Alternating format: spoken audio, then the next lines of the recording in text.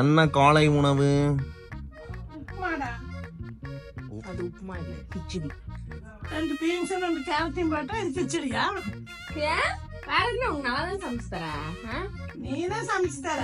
கிச்சடினா அது எப்படி இருக்குன்னு தெரியுமா? இங்க பாரு, கையில எண்ணெய் கூட ஓட்ட மாட்டேன். மம்மி ஒண்ணுமே கவலைப்படாத, இன்னும் ஒரே வாரம் வெயிட் பண்ணுங்க.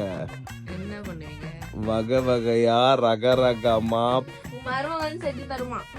என் மருமகளா? என்னடி ஒரு மாதிரி என் மருமகளா இழுக்குது? பார்க்கலாம். பாரு. இது எப்படி இருக்குதா? மருமக எப்படி செஞ்சு தர போறாளா?